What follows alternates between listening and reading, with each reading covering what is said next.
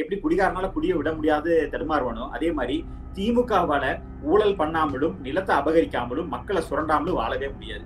அதை மீண்டும் ஒரு முறை நிரூபிச்சிருக்கிறாங்க. இறந்து போனவர்களோட நிலத்தை எல்லாம் பேர் மாத்தி போலியான ஆவணங்கள் மூலியமா திமுகவோட நிர்வாகிகள் பேர்ல மாத்தினாங்க. பல ஆதாரங்களை நம்மளே வெளியிட்டோம். ஒருவேளை ஏடிஎம்கே ஆட்சி பீரியட்ல ஜெயலலிதா அவர்கள் இருக்கும்பொழுது அவங்க மேல இப்படியான ஒரு பிரஸ் மீட் கொடுத்து அதை ரிலீஸ் பண்ணிட முடியுமா அப்படின்னா திமுக எந்த அளவுக்கு ஜனநாயக முறையோட நடந்துக்கிறாங்க அப்படின்னு தான் நம்ம பார்க்கணும் அப்படின்னு இருக்காங்க. ஆனா காந்தி அவர்கள் என்ன பண்றாங்க, இங்க இருந்து கிளம்பி குஜராத்துக்கு போயிட்டு சூரத்துல இருக்கவர்கள்ட்ட ஒப்பந்தங்கள் கொடுத்தாரு. இந்த இலவச வேட்டி சேலைக்கான ஒப்பந்தத்தை அங்க போய் கொடுத்துட்டு வராரு. அதுல ஒரு வழக்குலதான் அண்ணன் பொன்முடி அவர்கள் அன்னைக்கு அரசு நிலத்தை ஆக்கிரமிச்சு தன்னோட மாமியார் பேர்ல அதை பட்டா போட்டு வச்சிருந்தாரு அப்படிங்கிற ஒரு பிரச்சனை தான். போராடக்கூடியவர்கள் மேல குண்டாசு போடுறதுக்கு போலீஸ் பயன்படுறாங்க, இல்லைன்னா பல்ல புடுங்கிறதுக்கு போலீஸ் பயன்படுறாங்க. கலெக்டர்களே நேரா போயிட்டு கட்ட பஞ்சாயத்து பண்ற அளவுக்கு சூழல்கள் மாறிடுச்சு. சத்தமே இல்லாம ஜவுளித்துறையில பல கோடி கொள்ளையடிச்சிட்டு இருக்காரு அண்ணன் காந்தி அவர்கள். இன்னைக்கு அமைச்சரானதுக்கு அப்புறம் எப்படி உங்களுக்கு 6 கோடி ரூபாய் கார் வாங்குறதுக்கு உங்களுக்கு வாய்ப்பு வசதி கிடைச்சது? 30க்கும் மேற்பட்ட பல நிறுவனங்களை போலியா ரெஜிஸ்டர் பண்ணி அதற்கெல்லாம் மானியம் கொடுக்கறதா பொய் கணக்கு காட்டி பல கோடி ரூபாய் கொள்ளையடிச்சிருக்கிறாரு. 24 இவர்களுக்கு பாடம் புகட்டாம விட்டோம்னா நம்ம வாழ முடியாது, அகதிகளாக ஓட வேண்டியதுதான்.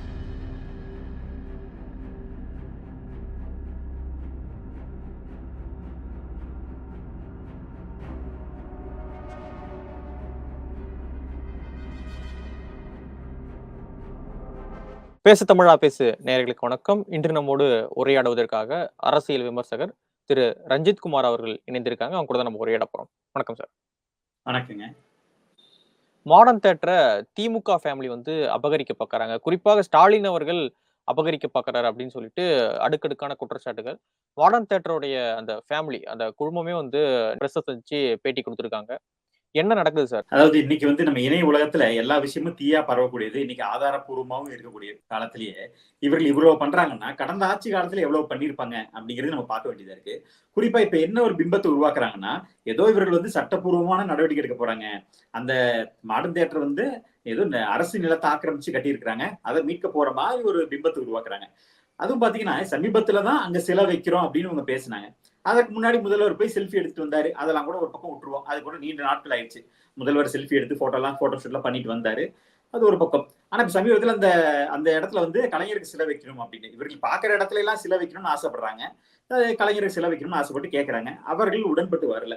உடனே என்ன பண்றாங்கன்னா அதிகார துஷ்பிரயோகம் பண்றாங்க. அந்த நிலம் இப்ப இத்தனை ஆண்டு காலமா, அதாவது 1935 இருந்து அவர்கள் 1985 வரைக்கும் செயல்பட்டு இருந்திருக்குது. அதற்கப்புறமும் அந்த நிலம் அவர்கள்ட்ட தான் இருக்குது. அந்த ஆட்சி அங்கதான் இருக்குது. இதே கருணாநிதி அவர்களோட ஆட்சி காலத்திலயும் அந்த சர்ச்சையெல்லாம் வரல. அப்பெல்லாம் அவர்களால கண்டுபிடிக்க முடியல. இப்ப திடீர்னு கண்டுபிடிச்சிட்டாங்க. அது எப்படி அப்படிங்கிறது நமக்கு ஆச்சரியமா இருக்கு. உடனே இவ்வளவு துரிதமா வேலை செஞ்சு அது நெடுஞ்சாலைத்துறைக்கு சொந்தமானதுன்னு இவ்வளவு வேகமா செய்யறாங்க. இப்போ நாங்க சிலையெல்லாம் வைக்க விரும்பல, நாங்க முறைப்படி அந்த நெடுஞ்சாலைத்துறைக்கு சொந்தமான நிலத்தை தான் மீட்க போறோம் அப்படின்னு உடனே கிளம்பி இருக்காங்க அப்படிங்கறத பாக்குறோம். ஆனா அது பொதுமக்களுக்கு தெரியும். ஏன்னா திமுகவோட மரபணுல 2 விஷயம், ஒண்ணு ஊழல், இன்னொன்னு நில அபகரிப்பு. இந்த 2 விஷயமும் அவர்களால விடவே முடியாது. எப்படி குடிகாரனால குடியை விட முடியாது தடுமாறுவானோ அதே மாதிரி திமுகவால ஊழல் பண்ணாமலும் நிலத்தை அபகரிக்காமலும் மக்களை சுரண்டாமலும் வாழவே முடியாது. அதை மீண்டும் ஒரு முறை நிரூபிச்சிருக்கிறாங்க. திமுக பேக் டு த ஃபார்ம், மீண்டெழுது இயல்பு நிலைக்கு திரும்பிய திமுக அப்படின்லாம் ட்ரெண்ட் ஆயிட்டு இருக்கு அப்படிங்கறத பாக்குறோம். ஏன்னா 2006 2011 மிகப்பெரிய மோசமான நில அபகரிப்பு காலம். கண்ணுல பட்ட இடத்தெல்லாம் இவர்கள் சூறையாடுனதெல்லாம் பார்த்தோம். அதனாலதான் 2011 இவர்களோட ஆட்சியை முழுமையா அப்புறப்படுத்தப்பட்டது. இது இன்னைக்கு மட்டுமான்னு பார்த்தா 1996 இருந்து 2001 வரைக்கும் இதே வரலாறு தான்.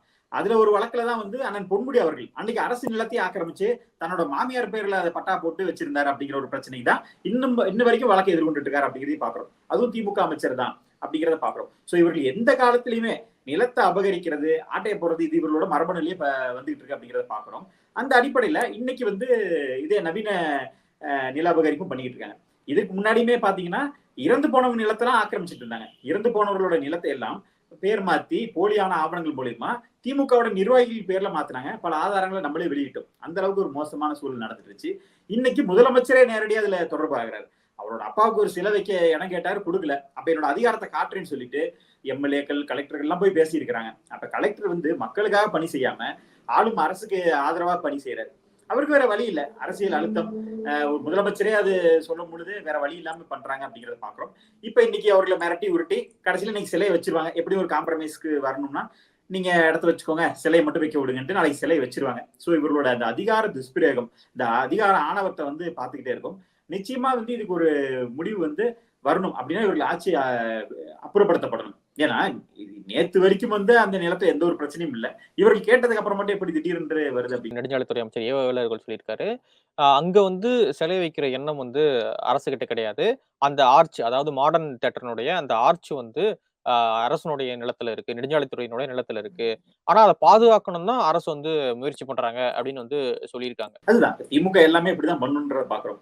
அவர்கள் வந்து என்னன்னா எந்த அளவுக்கு ஆணவத்தின் உச்சத்துல இருக்கிறாங்கன்னா, இவர்கள் வந்து எல்லாத்துக்கும் மத்திய அரசு மேலயும் ஆளுநர் மேலயும் பழிய போட்டு தப்பிச்சுக்கலாம். ஏதாவது ஒரு பிரச்சனை வந்தா ஹிந்தி எதிர்ப்பை கையில எடுத்துக்கலாம் அப்படிங்கிறது இவர்களோட வந்து படிப்பினையில இருக்குது.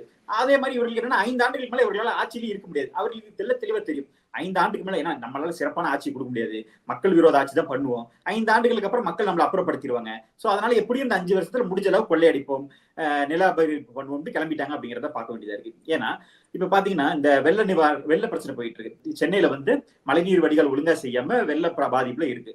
சோ இதை திசை திருப்புறதுக்கு கோவால ஏதோ ஏர்போர்ட்ல ஹிந்தி பேச சொன்னாங்கன்னு ஒரு பிரச்சனையை கிளப்பிக்கிட்டு ஒட்டுமொத்த தமிழகருக்குமே தமிழ் மொழிக்கே ஆபத்து அப்படிங்கிற மாதிரி ஒரு பிம்பத்தை உருவாக்கிட்டு கிளம்பிட்டாங்க. இப்ப என்னாச்சுன்னா அது வெள்ள பிரச்சனை முடிஞ்சு போச்சு. இப்ப இந்த இதுல பார்த்தோம்னா 4000 கோடி வெள்ளை அறிக்கை வேற தரேன்னு சொல்லி இருக்காங்க. அது வந்து எல்லா எதிர்கட்சிகளும் அழுத்தம் கொடுத்ததுக்கு அப்புறம் ஒரு வழியா வாயை திறந்து நாங்க வெள்ளை அறிக்கை கொடுக்குறோம்னு ஒத்துக்கிட்டாங்க. வெள்ளை அறிக்கை கொடுக்குறேன்ட்டு வெள்ளை பேப்பரை கொண்டு வந்து நீட்ட போறாரு. இது என்ன இருக்கு? ஒண்ணுமே இல்ல, வெறும் வெள்ளை பேப்பர். இதே தான் 4000 கோடியும் நாங்க சுத்தமா தொடச்சு எடுத்துட்டோம் அப்படின்னு தான் சொல்ல போறாரு தவிர ஒண்ணும் வரப்போறது இல்ல. அப்படியே கடந்து போயிருவாங்க. இப்ப இப்படிதான் பல விஷயங்கள். நீட்டை ஒழிப்புன்னு சொன்னாங்க. 3வது நீட் தேர்வு வந்துருச்சு. இன்ன வரைக்கும் ஒழிச்ச பாடல. இந்த மாதிரி பொய்களை மட்டுமே சொல்லிதான் திமுக ஆட்சிக்கு வராங்க. அவர்கள் சொல்லக்கூடியது எல்லாமே சுத்த ஜம்மு காலத்துல வடிகட்டின பொய். இப்படிதான் சொன்னாங்க சென்னையில வந்து ஒரு சொட்டு தண்ணி கூட நிக்காதுன்னு. நிக்காமலாம் இருந்துச்சு. எவ்வளவு பாதிப்பு நம்மளே கண் கூட பார்த்தோம். அப்ப அந்த அளவுக்கு சூழல்கள் இருக்கும் பொழுது இவர்கள் சொல்றதை நம்ம எதையுமே நம்ப முடியாது அப்படிங்கிறதுக்கு உதாரணம். இதே மாதிரிதான் ஏவா வேலு அவர்கள் வந்து என்னன்னா அவர் அந்த சிப்காட் நிலத்துல விவசாயிகள் மேல குண்டாசு போட்டாங்க. எதுக்கு நீங்க குண்டாசு போட்டீங்க? அப்புறம் திரும்ப வாங்குனீங்க. சோ இந்த மாதிரி பல்வேறு சர்ச்சைகள் வந்து இவர்கள் தொடர்ந்து இந்த ஆட்சி வந்து சந்திச்சிட்டு இருக்கு. அப்படின்னா சரியான ஆட்சியோ சரியான நிர்வாகமோ கிடையாது. இவர்கள் வந்து அதிகாரத்தை எந்த அளவுக்கு துஷ்பிரயோகம் பண்றாங்க. இதுவே இப்ப அவர்கள் வந்து இன்னைக்கு வெளியே வந்துருச்சு. இன்னைக்கு ஒரு பெரிய பேசு பொருளாயிருச்சு. இன்னைக்கு சேலத்துல முன்னாள் முதல்வர் இருக்கனால அவர் வரைக்கும் இந்த விஷயம் போனனால பெரிய பூதாகரம் ஆயிட்டு இருக்கு. இப்ப நமக்கு தெரியாம எத்தனை பேர் நிலத்தை ஆக்கிரமிச்சிருக்காங்க, அபகரிச்சிருக்காங்கன்னு தெரியல. ஏன்னா எத்தனை பேர் சாமானிய மக்கள், சாதாரண மக்கள், அவர்களோட நிலத்தை இவர்கள் எவ்வளவு ஆக்கிரமிச்சிருக்காங்க. பேச முடியாம, சொல்ல முடியாம எத்தனை பேர் இன்னைக்கு தடுமாறிட்டு இருக்காங்க. இல்ல சார் என்ன சொல்றாங்க அப்படின்னா, இவ்வளவு பெரிய குற்றச்சாட்ட திமுக முதன்மை ஃபேமிலி மேல வைக்கிறாங்க அப்படின்னா, எந்த அளவுக்கு தமிழ்நாட்டுல வந்து ஜனநாயக தன்மை இருக்கு அப்படின்னு பாத்துக்கங்க. ஒருவேள ஏடிஎம்கே ஆட்சி பீரியட்ல ஜெயலலிதா அவர்கள் இருக்கும்பொழுது, அவங்க மேல இப்படியான ஒரு பிரஸ் மீட் குடுத்து அத ரிலீஸ் பண்ணிட முடியுமா? அப்படின்னா, திமுக எந்த அளவுக்கு ஜனநாயக முறையோட நடந்துக்கிறாங்க அப்படின்னு தான் நம்ம பார்க்கணும் அப்படின்னு இருக்காங்க. அதுதான் ஜனநாயகம்னா என்னன்னா இவர்களுக்கு விவசாயிகள் மேல குண்டாசி போட்டாங்களே. அது நம்ம தான் ஜனநாயகத்தை பார்த்துட்டு இருந்தோம். எந்த அளவுக்கு வந்து அடக்குமுறைக்கும் ஒடுக்குமுறைக்கும் ஆளாகிறோம்னு. ஒண்ணும் இல்லைங்க. காலங்காலமா திமுகக்கு பிரச்சாரம் பண்ணிட்டு இருக்கக்கூடிய பத்திரிகையாளர்கள் என்னைக்கோ அவர்களுக்கும் மனசாட்சியோட மனிதாபிமானத்தோட மக்களோட துயரை பார்த்துட்டு ஒரு செய்தி வெளியிட்டா அவர்களே கொலை மிரட்டல் எல்லாம் விடுறாங்க அப்படிங்கிறதையும் பாக்குறோம். சமீபத்துல நடந்ததை பார்த்தோம். இந்த சென்னை வெள்ளத்துல வந்து மறைக்க முடியல. அவர்களும் என்னென்னமோ எழுதி பார்த்தாங்க. அவர்களோட திமுக ஆதரவு ஊடகங்கள் வந்து என்னென்னமோ பிரச்சாரம் பண்ண பார்த்தாங்க. காவிரியை மீட்டெடுத்த ஸ்டாலின் கூட ட்ரெண்டிங் கூட பார்த்தாங்க. காவிரி ஏதோ சென்னைக்கே கொண்டு வந்த மாதிரி ஒரு ட்ரெண்டிங்லாம் விட்டுக்கிட்டு இருந்தாங்க. ஆனா அதுக்கு மேலே பட்டவர்த்தனமா தெரிஞ்சிருச்சு. மக்கள் அவதிக்குள்ளாயிட்டாங்க. மழை நின்று பல நாட்களாவும் கரண்ட் வராம தண்ணி வடியாம ரொம்ப மோசமான ஆட்சியில இருந்தப்ப இதற்கு மேலே முட்டு கொடுத்தா நமக்கு அவமானம் அப்படின்னு சொல்லி நடுநிலைமை காட்டுறதுக்காக ஒரே ஒருத்தர் ஒரு செய்தியை போட்டாரு. அதற்கே அவருக்கு அந்த அளவுக்கு அச்சுறுத்தல்களை விடுக்கிறாங்க அப்படிங்கிறப்ப சாதாரண சாமானிய மக்கள் எந்த அளவுக்கு இருக்கும்? இதுதான் ஜனநாயகமா? இவர்கள் தப்பு செஞ்சு விட்டு அதை எப்படியோ சொல்லிட்டாங்க. அது எப்படியோ வெளியாயிருச்சு. இன்னும் அது பெரிய அளவுக்கு சர்ச்சையாகாம அது நம்ம சொன்ன கோவா பிரச்சனை இல்லைன்னா நாளைக்கு ஆளுநரை இல்லைன்னா மத்திய அரசை எதையாவது ஒண்ணு கையில கொண்டு வந்துருவாங்க. இப்ப நாடாளுமன்றத்தை எடுத்து வந்து இப்ப பேச ஆரம்பிச்சிருவாங்க. நாடாளுமன்றத்துல ஒரு வண்ண புகையை போட்டுட்டாங்க. அது ஒரு சர்ச்சை ஆயிட்டு இருக்கு. அது முடிஞ்சு போச்சு. அது வந்து அவங்களை கைது செஞ்சுட்டாங்க. விசாரணை போயிட்டு இருக்கு. உடனே அதுல அமளி துமளி பண்ணி அதுல இருந்து இவர்கள் வெளியேற்றப்பட்டு அதை வச்சு ஒரு சர்ச்சை பண்ணுவாங்க. இவர்களுக்கு நில அபகரிப்பு பண்ணதுக்கு மடைமாற்றத்துக்கு இவர்களுக்கு ஏதாவது ஒரு காரணம் கிடைச்சிடும். சோ திமுக அந்த தெளிவான அரசியலை பண்ணி தொடர்ந்து மக்களை திசை திருப்பி தப்பிச்சுக்கிட்டே இருக்காங்க அப்படிங்கறத பாக்குறோம். சோ இது வந்து திரும்பவும் திமுகவோட மரபணு மீட்டெடுத்து விட்டது. திமுக அவர்களோட இயல்பு நிலைக்கு திரும்பிட்டாங்க அப்படிங்கிறப்ப மக்கள் வந்து கவனிக்க ஆரம்பிச்சிட்டாங்க. இது இனிமேல் திமுக தப்பிக்க முடியாது. மாடர்ன் தியேட்டர் வந்து சேலத்துல வந்து அமைஞ்சிருக்கு. சேலத்துல எதிர்க்கட்சி தலைவர் திரு எடப்பாடி பழனிசாமி அவருடைய சொந்த மாவட்டம் அது. எடப்பாடி அவர்கள் வந்து பின்னிருந்து மாடர்ன் தியேட்டர் ஃபேமிலி வந்து இயக்குறாரு அப்படின்ற குற்றச்சாட்டுலாம் வைக்கிறாங்களே சார். எப்படி பாக்குறீங்க? இல்ல பின்னாடி இருந்து இயக்குறாரோ இல்ல சைட்ல இருந்து இயக்குறாரோ இவர்கள் பண்ணாங்களா இல்லையா? இவர்கள் போயிட்டு என்னாச்சுன்னா செல்ஃபி எடு அட்டையை போடு அப்படின்னு ஒரு ட்ரெண்ட் விட்டாங்க. ஏன்னா முதலமைச்சர் போய் அங்க செல்ஃபி எடுத்துட்டு வராரு. அதோட இதை பத்தி பேசுறாரு. அங்க இவர் அப்பாவுக்கு செல்ல வைக்கணும். தமிழகம் முழுக்க எத்தனையோ விஷயங்கள். ஏன்னா கலைஞர் அவர்களை தவிர தமிழ்நாட்டுல வேற யாருமே இல்லையா, வேற யாருமே சிறப்பான ஆட்சி கொடுக்கலையா, இல்ல சிறந்த தலைவர்களே இல்லையான்னு தெரியல. எல்லாத்துக்குமே கலைஞர் பேர் வைக்கணும், கடல்ல கொண்டு போய் சிலை வைக்கணுங்கிறாங்க, பேனா சிலை தான் வைக்கணும்னு அடம் பிடிக்கிறாங்க. ஏன் மத்தவங்களே எழுத படிக்க தெரியாதா, மத்தவங்கள பேனாவே பயன்படுத்தலையா, சிறந்த எழுத்தாளர்களே இல்லையா, கருணாநிதியை தவிர எழுத்தாளர்களே இல்லையா, அதுக்கு பேனாதான் சிலையா, அதையும் கொண்டு போய் கடல்ல தான் வைக்கணுமா? சோ இதுக்கு பின்னாடி பல்வேறு சதிகள். இந்த கடல்ல சிலை வைக்கிறதே வந்து அந்த கடல் பரப்ப, கடலோர பகுதிகளை வந்து இவர்கள் ஆக்கிரமிக்குதான். அதுதான் இவர்களோட திட்டம். அது ஜி ஸ்கொயருக்கு சொந்தமா அந்த நிலங்கள் இருக்கு, அதை வந்து விலை உயர்த்துறதுக்காகவும் அந்த கடலோரத்துல கூடிய அந்த ரெஸ்ட்ரிக்ஷன் நீக்கிறதுக்கான பல்வேறு முயற்சிகள் தான் அந்த கடல்ல வைக்கிற சிலை. இதே மாதிரிதான் எல்லா இடத்துலயும் திரும்புற பக்கம்லாம் இவர்களுக்கு சிலை வைக்கணும்னு ஆசைப்பட்டாங்க. இப்படிதான் உத்தரப்பிரதேசல ஒருத்தங்க கிளம்புனாங்க, மாயாவதின்னு. திரும்புற பக்கம்லாம் சிலையை வச்சுக்கிட்டு சுத்தினாங்க, யானை சிலை, அந்த சிலை, இந்த சிலைட்டு. அவர்கள் ஆட்சி அப்புறப்படுத்தப்பட்டு மீண்டும் அவர்கள் ஆட்சிக்கே வர முடியாத அளவுக்கு படுபாதாளத்துக்கு இன்னைக்கு போயிட்டாங்க. அதேதான் இவர்களும் இப்ப இன்னைக்கு பண்ண போறாங்க. இவர்கள் வந்து பொய்யான வரலாற திரிக்க பாக்குறாங்க. மக்களுக்கு இவ்வளவு கஷ்டத்துல இருக்கும் பொழுது இவர்கள் வந்து செலவிக்கிறதுல மட்டும்தான் ஆர்வமா இருக்கிறாங்க. மக்களுக்கு நிவாரணம் கொடுக்க இவர்களால முடியல, அந்த வெள்ள பணிகளை சரியா செய்ய முடியல. இன்னும் சென்னை மீட்டளவே இல்லை. சென்னையில இன்னும் எவ்வளவு பிரச்சனை போயிட்டு இருக்கு, இன்னும் நிவாரணம் கிடைக்காம இருக்கு. பல பேருக்கு நிவாரணம் கிடைக்குமானே தெரியல. ரேஷன் கார்டு இருந்தாதான் நிவாரணம் கொடுப்பேங்கிறாங்க, ரேஷன் கார்டே அடிச்சுட்டு போயிடுச்சுங்க அப்படிங்கிறாங்க. அதற்கு முகாம் போட்ட பாடு இல்ல, அதுல முகாம் போட்டு அதுக்கு மக்களுக்கு தீர்வு கொடுக்கறதுக்கான பாடு இல்ல. ஆனா கலெக்டர் அங்க விட்டு அதெல்லாம் பாக்குறது கலெக்டர் இல்ல, இங்க வந்து மிரட்டுறதுக்கு தான் கலெக்டர் வராரு. சோ மக்களுக்காக இங்க எந்த அரசு அதிகாரியுமே செயல்பட மாட்டேங்கிறாங்க. ஒண்ணு போராடக்கூடியவர்கள் மேல குண்டாசு போடுறதுக்கு போலீஸ் பயன்படுறாங்க, இல்லைன்னா பல்ல புடுங்கிறதுக்கு போலீஸ் பயன்படுறாங்க. கலெக்டர்களே நேரா போயிட்டு கட்ட பஞ்சாயத்து பண்ற அளவுக்கு சூழல்கள் மாறிடுச்சு. சோ நடவடிக்கை எடுக்க வேண்டியவர்களே பாதிக்கப்படுற மக்கள், அப்பாவி மக்கள் மேல நடவடிக்கை எடுத்துட்டு இருக்காங்க அப்படிங்கறத பாக்குறோம். சோ மிகப்பெரிய ஒரு காட்டாட்சி நடந்துகிட்டு இருக்கு அப்படிங்கறத பாக்குறோம். இந்த சோசியல் மீடியா யுகத்துல ஒரு சின்ன ஒரு போஸ்ட் போட்டா கூட அது வைரல் ஆயிடுது. அப்படி இருக்கும்பொழுது திமுக வந்து மிரட்டி எழுதி வாங்குறாங்க, மிரட்டுறாங்க, நிறைய நில அபகரிப்பு பண்றாங்க அப்படின்றதெல்லாம் ஒரு சரியான ஒரு கரெக்டான ஒரு கண்டென்ட்டா இருக்குமா அது? நிச்சயமா. அதாவது இப்ப வைரல் ஆகுதுதான், இருந்தாலும் அதை பத்தி இவர்களுக்கு கவலை இல்லைங்கிறோம். எவ்வளவு பூதாகரமா ஆனாலும் இவர்களுக்கு ஏதாவது ஒரு பாயிண்ட் கிடைச்சிடும். நம்ம சொன்ன மாதிரி தமிழ்நாட்டுல எவ்வளவு பிரச்சனை இருக்கு. பால் விலை ஏறிடுச்சு, அந்த பால் பாக்கெட்டே நிறுத்திட்டாங்க. ஒரு வருஷமா கண்ணுக்கு தெரியாம அந்த கொழுப்பு திருடி இருக்கிறாங்க. சோ இவ்வளவு சர்ச்சைகளையும் பண்ணிட்டு ஈஸியா மடை மாத்திடுவாங்க. தமிழர்கள் உணர்ச்சி வசப்படக்கூடியவர்கள். மொழி அரசியல பண்ணா உங்க மொழிக்கு ஆபத்து, ஹிந்தியை திணிக்க போறாங்க அப்படின்னு சொன்னா உடனே நம்ம அதுலதான் கவனம் கொடுப்போம். அப்ப இந்த சாமானிய பிரச்சனைகளை விட்டுவிட்டு நம்ம வந்து தேவையில்லாத பிரச்சனைகளை நம்ம திசை திரும்பி போயிடுறோம். ஸோ இந்த மாதிரி மத அரசியல், மொழி அரசியல், இன அரசியலை தூண்டி விடுறது, அங்கங்க ஜாதி பிரச்சனைகளை உருவாக்குறது, அதை பத்தி பேச வைக்கிறது, மத்திய அரசுக்கு எதிரான ஒரு முழக்கத்தை கொடுக்கிறது. மத்திய அரசும் மக்களால் தான் தேர்ந்தெடுக்கப்படுறது. அவர்களோட திட்டத்தை கொண்டு வந்தா மட்டுமே இவர்கள் எதிர்ப்பார்கள். மாநில சுயாட்சி பறிபோகுதுன்னா ஏகவசனம் பேசுவாங்க. அப்ப இங்க மட்டும் மாநில உரிமை, மக்களால் தேர்ந்தெடுக்கப்பட்ட அரசுன்னு விளக்கம் கொடுப்பாங்க. ஆனா இவர்கள் பண்ணக்கூடியதெல்லாம் பாருங்க, எதுவுமே மக்களுக்கு நலன் இல்லை. எல்லாமே இவர்கள் தான். போக்குவரத்தா இருக்கட்டும், பால்வளத்துறையா இருக்கட்டும், எல்லாமே இவங்க கையில இருக்கு. அதுல நடக்கக்கூடிய நிர்வாக சீர்கேடுக்கு இவர்களுக்கு விளக்கம் சொல்ல முடியல. ஆனா என்ன பண்ணுவாங்க, சிவனேனுக்கு ஆளுநர்ட்ட வம்பிழுப்பாங்க. இவர்கள் பண்ண பிரச்சனை இன்னைக்கு கேரளா வரைக்கும் போய் கேரளால ஆளுநர்ட்ட பிரச்சனை பண்ணிட்டு இருக்காங்க. அங்க ஆளுநர் களத்துல இறங்கி தெருவுல இறங்கி வந்துட்டாரு. அந்த அளவுக்கு ஒரு மோசமான சூழல்லாம் போய்கிட்டு இருக்கு. சோ இவர்கள் என்னன்னா நல்லாட்சி கொடுத்து அதை நாடு முழுக்க கொண்டு போற வேலையே இல்லை. இவர்கள் செய்யக்கூடிய தீயாச்சு அது எல்லா பக்கமும் பரவிட்டு இருக்கு அப்படிங்கறத பாக்குறோம். இதனால ஏதாவது மக்களுக்கு பயன் இருக்கா? இப்ப ஆளுநரோட அதிகார மோதல் பண்றாங்க, இதனால சாமானிய மக்களுக்கு ஏதாவது பயன் இருக்கான்னு பார்த்தா நிச்சயமா ஒருபோதும் கிடையாது. ஆனா இவர்கள் பண்ணக்கூடிய இவர்கள் அதிகாரத்தை ருசிக்கதான். ஆளுநர்ட்டு இருந்து அந்த சான்சலர் பதவி புடுங்கி ஏதாவது ஏழை மக்களுக்கு கல்வி கொடுக்க போறாங்களா, இல்ல இலவச கல்வி தான் கிடைக்க போதா? ஒரு பயனும் கிடையாது. வைஸ் சான்சலர் போறதுல கோடி கோடியா கொள்ளடிக்க போறாங்க. எப்படி நிவாரண பணியில கொள்ளடிக்கிறாங்க, இன்னைக்கு அதை ஓட்டுக்கு காசா மாத்த போறாங்க. இதெல்லாம் நிவாரண காசு கொடுத்துட்டு 2024 தேர்தலுக்கு ஓட்டு வாங்க போறாங்க. இவ்வளவுதான் பண்ண போறாங்களே தவிர வேற ஒண்ணுமே இவர்கள் செய்ய போறது இல்லை. அதற்கு இவர்கள் வந்து ஆளுநரை கை காட்டிட்டு இருப்பாங்க. ஆளுநரை ஒரு மக்களுக்கு எதிராக ஒரு இதை காட்டி இவர்கள் பண்ணக்கூடிய தப்புகளை வந்து ஆளுநரை வச்சு மறைச்சிக்கிட்டு இருக்காங்க அப்படிங்கிறத பாக்குறோம். தொடர்ச்சியாக திமுக அமைச்சர்கள் மீதும் திமுகவுடைய முக்கிய பிரமுகர்கள் மீதும் வந்து இடி ரைடு, ஐடி ரைடுலாம் போயிட்டு இருக்கிறத நம்மளால பார்க்க முடியுது. அடுத்ததாக ஜவுளித்துறை அமைச்சர் காந்தி அவர்கள் மீது ரைடு போவாங்க அப்படின்னு வந்து பலர் வந்து சமூக வலைதளங்கள்ல எழுதிக்கிட்டு இருக்காங்க. என்ன சார் அடுத்த டார்கெட் வந்து காந்தி அவர்களா? நிச்சயமா. அது என்ன உடனே இப்ப என்ன பண்ணுவாங்கன்னா, இப்ப காந்தி அவர்கள் வந்து பல்வேறு ஊழல்கள், பல்வேறு சர்ச்சைகளை சிக்கிறாரு. ஆனா இப்ப காந்தி அவர்கள் மேல ரைடு நடந்ததுமே இவர்களுக்கு என்ன சொல்லுவாங்க, காந்தினாலே பாஜக பிடிக்காது, காந்தியே கொண்டதே பாஜக தான் கிளம்பி வருவாங்க. அதனால காந்தியே பிடிக்காதனாலதான் இந்த காந்தி மேல நடவடிக்கை எடுத்தாங்கன்னு திமுக பிரச்சாரம் பண்ண ஆரம்பிச்சிருவாங்க. ஆனா அவரோட துறையில ஊழல் நடந்திருக்கா இல்லையான்னு பார்த்தோம்னா ஜவுளித்துறையில மிக மோசமா போய்கிட்டு இருக்கு. நமக்கு கண்ணுக்கே தெரியாத துறையா இருக்கு. ஏன்னா அது அன்றாட சாமானிய மக்களை நேரடியா எதுவுமே தொடர்பு இல்லாதனால அதை பத்தி எதுவுமே கவனிக்கிறது இல்லை. இன்னைக்கு நம்ம பால்வளத்துறையா அன்றாடம் பாதிக்கப்படுது, அதனால உடனே கேள்வி எழுப்புறோம். இன்னைக்கு மின்சாரத்துறையா விலைவாசி ஏறினா உடனே நம்ம கேள்வி கேட்கிறோம். ஸோ இந்த மாதிரி பல்வேறு முக்கியமான துறைகளை வந்து நம்ம கவனம் கொடுக்குறோம். பிடபிள்யூடில முக்கியமான துறை, பல கோடி ஊழல் நடக்குது அப்படின்னு. சத்தமே இல்லாம ஜவுளித்துறையில பல கோடி கொள்ளையடிச்சிட்டு இருக்காரு அண்ணன் காந்தி அவர்கள். அதுலயும் பார்த்தோம்னா இப்ப சமீபத்துல 120 கோடி ரூபாய்க்கு பங்களா கட்டுறாரு அப்படிங்கிற ஒரு சர்ச்சை எழுப்பி இருக்குது. அதெல்லாம் எங்க இருந்து வந்துச்சு? 120 கோடி ரூபாய் எப்படி சம்பாதிக்க முடியுது?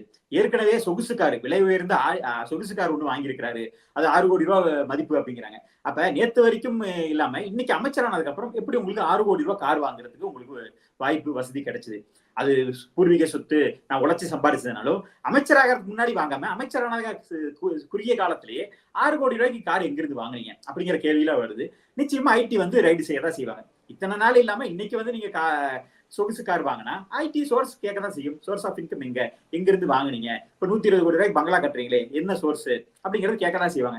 உடனே இதுக்கு பழிவாங்கும் நடவடிக்கைன்னு கிளம்பிடுவாங்க. இப்ப இந்த ஜவுளியில பார்த்தோம்னா இந்த 2023 பொங்கலுக்கு ஜவுளி வச்ச இது கொடுக்குறோம் அப்படின்னு சொல்லிட்டு நம்ம வேட்டி சேலை அது கொடுத்த பாடு இல்லை. அதுல பல கோடி ரூபாய் ஊழல் பண்ணிட்டாங்க. பல பேத்துக்கு வந்து இலவச வேட்டி சேலை போயே சேரல. அதே வந்து சூரத் வரைக்கும் கொண்டு போய் கொடுத்தாங்க. இவர்கள் வந்து அம்பானி அதானியை பத்தி பேசுவாங்க. குஜராத்தை சேர்ந்த அதானிக்கும் மகாராஷ்டிராவை சேர்ந்த அம்பானிக்கும் தான் வந்து இவர்கள் எல்லாமே கொடுக்குறாங்க அப்படின்ட்டு அண்ணன் காந்தி அவர்கள் என்ன பண்றோம், இங்க இருந்து கிளம்பி குஜராத்துக்கு போயிட்டு சூரத்துல இருக்கவர்கள்ட்ட ஒப்பந்தங்கள் கொடுத்தாரு. இந்த இலவச வேட்டி சேலைக்கான ஒப்பந்தத்தை அங்க போய் கொடுத்துட்டு வராரு. அந்த சரிய வச்ச வேட்டி சேலை தான் கொடுக்கணும் அப்படின்ட்டு அதற்கு வந்து அங்கதான் கிடைக்கும், சிறப்பா கிடைக்கும் சொல்லிட்டு இங்க இருந்து போய் அங்க அட்வான்ஸ் வாங்கிட்டு வந்தாரு. அவங்க அந்த வட இந்தியை சேர்ந்த நபர்கள்ட்ட அட்வான்ஸ் வாங்கிட்டு வந்திருக்காரு. ஸோ இந்த மாதிரி சர்ச்சைகள்லாம் போச்சு. கடைசியில் அதை கொடுத்த பாடும் இல்லை. அதுல பல்வேறு முறைகேடுகள் நடந்திருக்கு. அதில் மட்டுமே கிட்டத்தட்ட பல 100 கோடி ரூபாய் ஊழல் செஞ்சிருக்காங்க அப்படிங்கிறாங்க. அதே மாதிரி இந்த கூட்டுறவு சொசைட்டிகள் நடக்குது. இந்த கைத்தறி, விசைத்தறி நெசவாளர்களுக்கு எல்லாம் பல கூட்டுறவு சொசைட்டிகள் இருக்கும். அவர்களுக்கு தான் இந்த வாய்ப்புகள் கொடுப்பாங்க. இந்த இலவச வேட்டி சேலை நெசவு பண்றதுக்கு அவர்களுக்கு அது கொடுக்கப்படும். அதன் மூலியமா அவர்களோட வாழ்வாதாரம் இது பண்ணும். அவர்களுக்கு உதவி செய்யப்படும். இந்த நூல் கொடுக்கறதுல இருந்து இந்த மாதிரி பல்வேறு விஷயங்கள்ல மானியம் கொடுக்கப்படும். எப்படி விவசாயிகளுக்கு பல மானியம் இருக்கோ அந்த மாதிரி நெசவாளர்களுக்கு பல உதவி திட்டங்கள் கிடைக்கும். அது அந்த மாதிரி இருக்கும் பொழுது இந்த மானியங்கள் இதுல என்ன பண்றாருன்னா, இந்த காந்தி அவர்களுக்கு வேண்டப்பட்டவர்கள் ஈரோடை சேர்ந்தவங்க. ஈரோட்ல பி சரவணன் ஒருத்தர் உதவி இயக்குனரா இருக்காரு. அவர் என்ன பண்றாருன்னா, அவர் பல ஆண்டு காலமா அந்த ஈரோட்லயே இருக்கிறாரு. ஏன்னா ஈரோடு தான் ஜவுளிக்கான ஒரு இடம். அங்க டெக்ஸ்டைல் மார்க்கெட் ஈரோடு பிரபல்யமானது. அங்கதான் அந்த டெக்ஸ்டைல் அதிகமா இருக்கக்கூடிய விஷயம். அங்க வந்து 30க்கும் மேற்பட்ட போலி கூட்டுறவு சங்கங்கள் நடக்குதான். அதெல்லாம் யார் பண்றாங்கன்னா இவர் தான். ஏன்னா இவர் தான் உதவி இயக்குனர். இவரோட கட்டுப்பாட்டுல தான் எல்லாம் இருக்குது. போலியான பல நிறுவனங்கள் 30க்கும் மேற்பட்ட பல நிறுவனங்களை போலியா ரெஜிஸ்டர் பண்ணி அதற்கெல்லாம் மானியம் கொடுக்கறதா பொய் கணக்கு காட்டி பல கோடி ரூபாய் கொள்ளையடிச்சிருக்கிறாரு. அதே மாதிரி இந்த மானியம் கொடுக்கறதுக்கு இப்ப சாதாரண ஒரு ஏழை நெசவாளிக்கு வந்து ஒரு மானியம் கிடைக்கணும், ஒரு உதவித்தொகை கிடைக்கணும்னா அதுல கமிஷன், அதுல மாமூல், அதுல வசூல். இந்த மாதிரி பல்வேறு கட்டத்துல இருக்கவங்கள்ட்டையும் ஒவ்வொருத்தையும் வசூல் பண்ணிக்கிட்டு இந்த மாதிரி பல கோடி ரூபாய் முறைகேடு செஞ்சுட்டு இருக்காங்க. மாதம் இதுல மாமூல் வேற போய்கிட்டு இருக்கு. இதெல்லாம் வாங்கி கொடுக்குற வசூல் பண்ற ஏஜென்ட் யாருன்னா கர்ணன் ஒருத்தர் சொல்றாங்க. அவரோட புகைப்படங்களையும் நம்ம கொடுப்போம். கர்ணன், சரவணன், அப்புறம் கோவை ரவி, இந்த மாதிரி ஒரு பெரிய கேங்கு, ஜவுளி கேங்குன்னு சொல்லப்படுது. ஈரோடு கேங்குன்னு கூட அதை சொல்றாங்க. ஈரோட்லதான் மிகப்பெரிய ஒரு மாஃபியாவா செயல்பட்டு இருக்காங்க. இந்த கரூர் கேங் போய் இப்ப ஈரோடு கேங் ஒவ்வொரு ஊருக்கும் ஒரு கேங் வச்சிருக்காங்க. ஒவ்வொரு அமைச்சருக்கும் ஒவ்வொரு ஊர்ல ஒரு கேங் இருக்கு. இப்ப கரூர் கேங் மாதிரி ஈரோடு கேங் வந்து இப்ப பிரபலம் ஆயிட்டு இருக்குது. இது விரைவில் வந்து ஈடிக்கு ஆளாக வாய்ப்புகள் இருக்கு. ஏன்னா நம்ம சொன்ன மாதிரி இந்த கரூர் கேங்கோட தலைவராக இருந்த அண்ணன் செந்தில் பாலாஜி அவர்கள் அவர் தம்பி கட்டின பங்களாவால தான் மாட்டினாரு. அதே மாதிரி இந்த ஈரோடு கேங்குக்கு தலைவராக இருக்கக்கூடிய அண்ணன் காந்தி அவர்கள் வந்து இப்ப ஆடம்பர பங்களா கட்டிக்கிட்டு இருக்காரு. அது இப்ப பெரிய சர்ச்சையா இருக்குது. நிச்சயமா இடி வந்து அதுல கவனம் கொடுக்கும். ஏற்கனவே இடி அவர்கள் சீண்டி வச்சிருக்கிறாங்க. இவர்கள் தான் சொல்லுவாங்களா தொட்டிப்பார் சீண்டிப்பார் அப்படின்னு சொல்லிட்டு திமுகவினர் வந்து டைலாக் எல்லாம் பேசுவாங்க. இப்ப அதே இடி திரும்ப வரப்போகுது. எங்களையா நீ சீண்டி பார்த்து இப்ப நாங்க காட்டுறோம் பாருன்ட்டு இப்ப களத்துல இறங்கினாங்கன்னா நிச்சயமா அடுத்த விக்கெட் அவுட் ஆக போகுது அப்படிங்கறத பார்ப்போம்.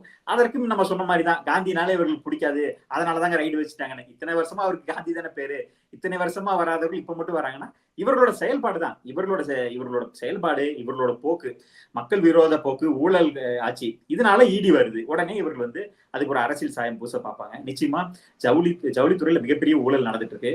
சோ எப்படி அவருக்கு 120 கோடி வந்துச்சு அப்படிங்கிற கேள்விகள் எழுப்பப்படும்.